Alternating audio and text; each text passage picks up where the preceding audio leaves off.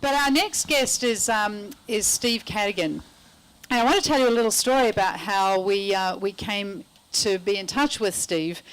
We've done quite a bit of work for some time with LinkedIn. In fact, the University of Sydney Business School does a significant amount of work talking about personal branding, about social connectivity. It's one of the things that we see as being one of the key identifiers of our students, is that they really do know how to connect socially, and they know therefore how to engage in important conversations in companies. And that's one of the things that organisations are telling us is really important. We give an enormous amount of training and skills, but being able to socially connect is perhaps one of the things that our graduates, we hope, are coming out knowing a little more about. So in our work with LinkedIn, we came across Steve. Steve was the VP for Talent at LinkedIn and did an enormous amount of work really leading LinkedIn and a lot of its thinking around moving into this whole area of disruption around recruitment. And we have a research group at the University of Sydney for the next 3 years focusing on exactly trying to learn a lot more about what is disrupting this recruitment practice and particularly the role of social media and how that's disrupting that process. So we are very, very excited to have Steve here with us. He is here to talk to us today, and we're delighted to welcome him all the way from San Francisco, and also for the work that he'll be doing with us in the next week. So please welcome Steve. Thanks, Christine. Thank you. Thank you. Is it okay that I don't use any slides? Is that okay? All right. Because I don't work for a company anymore, and the rule of my company, no PowerPoint. So hopefully that works for you. So as Christine mentioned, I'm here from Silicon Valley. You can tell, right? Don't tuck the shirt in. And I've just finished about the last 5 years of my life competing against some of the most prolifically successful companies on the planet. I grew LinkedIn in a time where we had no brand, and my next door neighbor was a company you might have heard of, Google. And then up the street's Facebook, and up the street's Twitter, and they had sexy brands. They were dropping far more cash than I was, and I had to build an organization in the 4 years I was with LinkedIn from 400 to 4,000. Okay, 800% growth in just under a 4-year period was unbelievable. But the great adventure for me went far beyond just the challenge of recruiting against incredibly successful organizations. It was the learning process of how do you win and succeed when you're in an industry that's changing so fast, but you're also the tip of the spear working for a company that's changing the recruiting industry. Here's one of the unbelievable ironies of working as a leader of talent for LinkedIn. I was competing against Google for the best software engineers on the planet. And by the way, the engine of Silicon Valley is software talent. Do you know whose product Google was using to recruit against me? Mine. Think about how much fun that was to get called by my head of sales. Steve, our first $1 million deal, can you join us and go visit Google? I was like, no. What do I want to close that deal for? They're hiring my talent away from me. But listen, the disruption you've heard is happening on many dimensions in the recruiting space. Very clearly, the first thing that you're seeing right now is the traditional search firm model has been turned on its head. Because the proprietary value of search firms was my database. I've got a certain group of people in my Rolodex that no one else knows about. LinkedIn has completely disrupted that. The newspaper industry has taken a massive hit because all the ads that used to be placed, and some organizations still think the eyeballs of the candidates they're interested in are reading newspapers. I happen to be someone, I love reading newspapers. I like to have that paper in my hand. But the marketing of for talent opportunities in newspapers completely disrupted. Then let's move into, if you're a candidate, how your world has dramatically changed and how many tools you have to figure out where you want to go to. Think about the fact that with sites like Glassdoor, how many people here are familiar with Glassdoor? Okay, fair number of you. Those of you that aren't, Glassdoor is a repository of feedback where current employees, people who interviewed at your company, can go and make comments about the quality of the experience of being in your organization, or the quality or low quality of their interview experience with you. So you've got a whole bunch of information there. You've got your whole network that you can tap in a second on Twitter, on Facebook, on LinkedIn, on Pinterest, on so many sites to be able to gather information for you to make a much stronger decision around what's the right place for me. My friends know me. They know what I care about. They know where I spend my time. Maybe they can help me figure out where I should go to work. Or even better, I know people at that organization because I can find through my LinkedIn graph who's working there that I used to work with. And they know what kind of organization makes me thrive.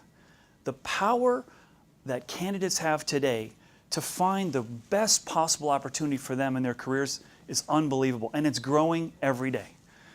Corporations, similarly, have more information about you, about us, than they've ever had before. You can serve up to me, these are my 3 references. Do you know who the first 3 people are that I'm going to call on your references? Not the people on that list. I know people that know you. And I know that you're probably serving up to me your reference list of your, guaranteed home runs, right? But I'm going to go look for people in places that cross paths with you because I can find out that information. I could go find out what's your social brand. What are you saying? How do you feel about certain things? And I can also see where you worked and when you worked there and what kinds of things were happening in that organization to get a sense of where you've thrived or where you've been challenged in your career. So when you think about these 2 elements that have armed both the candidate and the corporation, we should be heading towards a time where the market and the job satisfaction, if you will, is increasing, right? Because we're making much better decisions than we've ever made before. We've got so much more information to be able to find out what's the right culture for me? What's the right stage of growth of a corporation for me? Or if I'm a candidate, I can also think about what kind of leadership style do I want? I was at Stanford University around the corner from where I live in Menlo Park, California not long ago. And I had one of those moments where you sort of get jarred in your tracks by this new information hits you, as Ann was talking about. This woman said, my students today, they join a boss, not a company. Why? Because they can. What leaders are developing their talent more than other leaders? What leaders are taking care of their staff, growing them, giving them good learning opportunities? You can find that out now. And we're heading towards a place where all of us are going to have a responsibility to state our point of view about where we work, because other people need to benefit from that. So that's fascinating. This is, to me, all the disruption that's happening in the recruiting space is all goodness, and it's putting pressure in all the right places. Let me give you an example of something that is changing global economies. Okay? At LinkedIn, several years ago, we started working with the U.S. government to help deploy veterans that were leaving the armed services and going back into the workforce.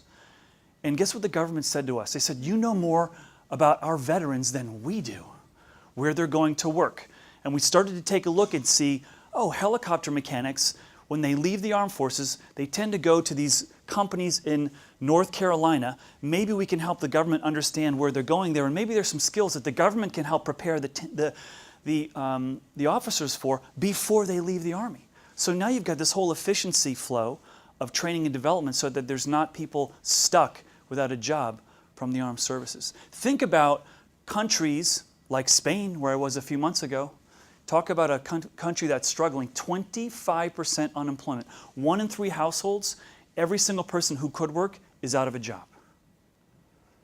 So you go there and you say, holy crap, if we have the chance to be able to define what skills we need, what jobs we have open, and we know where our talent is and where the skills reside, now we can help map where the opportunities are with where the skills are.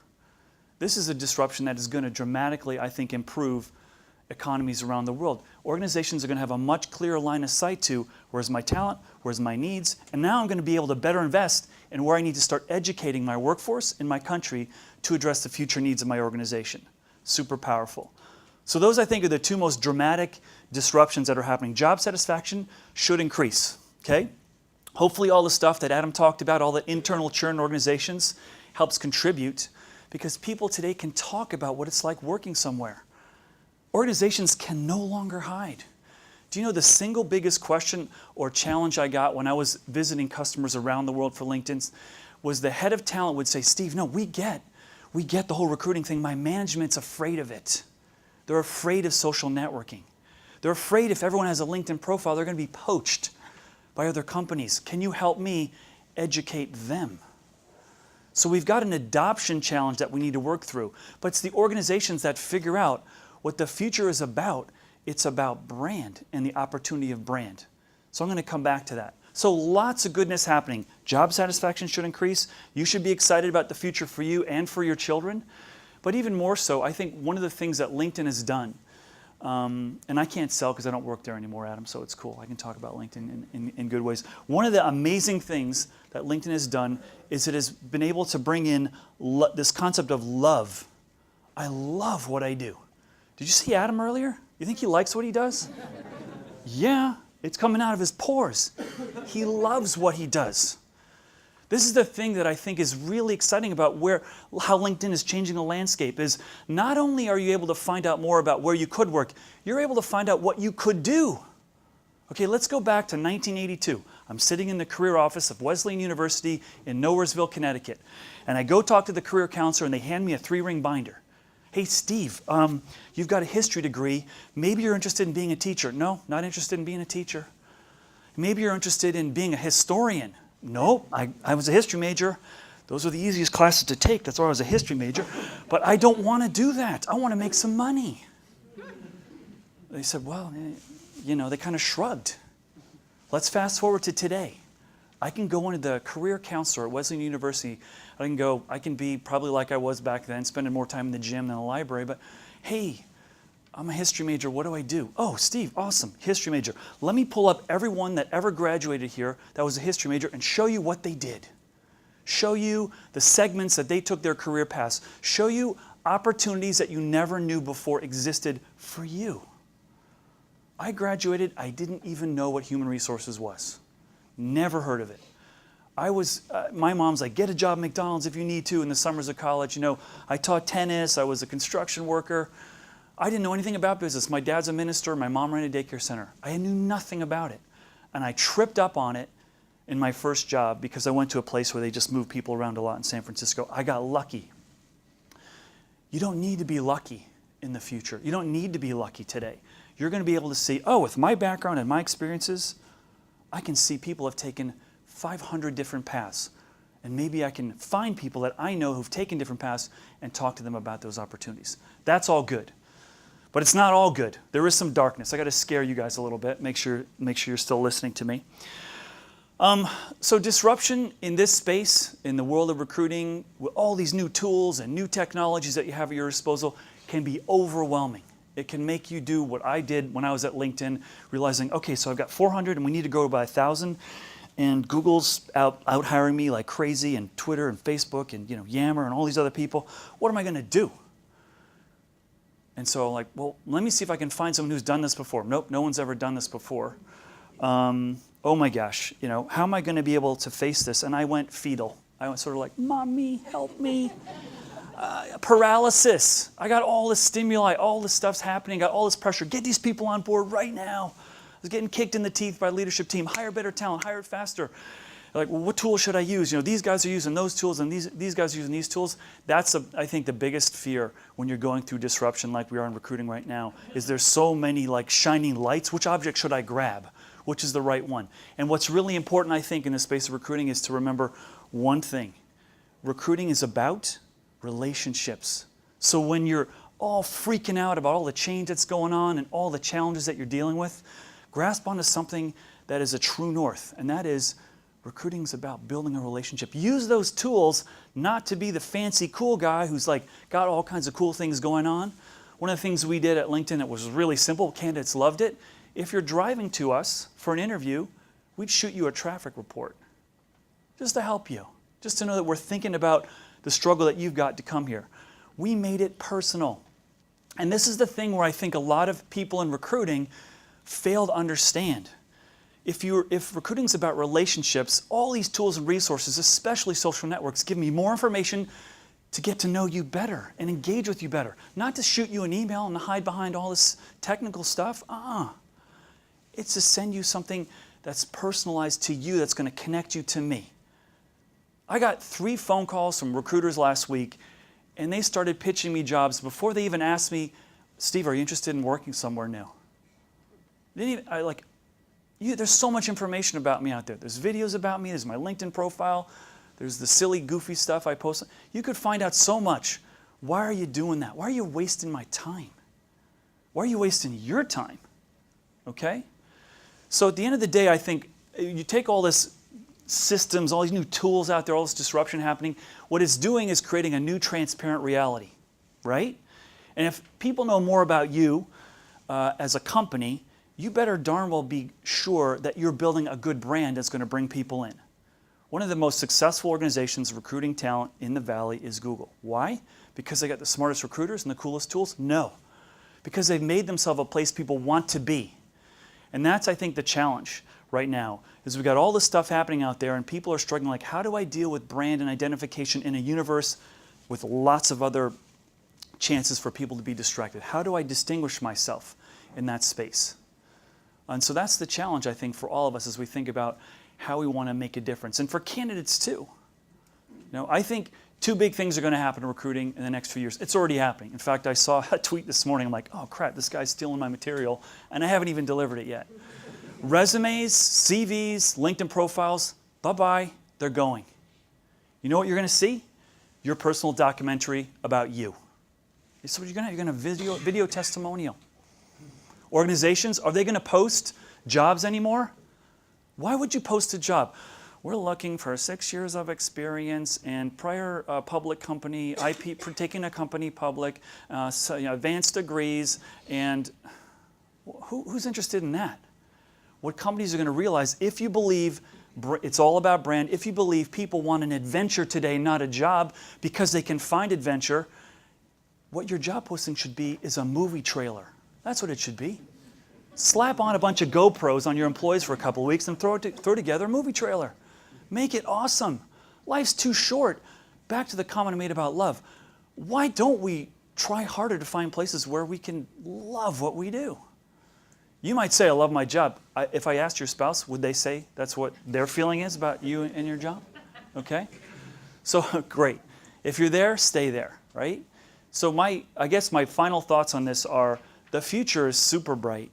Don't get too confused by the glitter of all this disruption. Grasp on the fact it's about relationships and leveraging those tools and technologies for you to have real, rich connections with people. We want that. I live in Silicon Valley. I don't know my neighbors. I get my community feeling where I work and the people I spend time with. There's such a huge opportunity here. And guess what? You don't have to be the smartest guy. You don't have to be the smartest person to figure this out. You just got to be better than your competitors. Right? Thank you very much.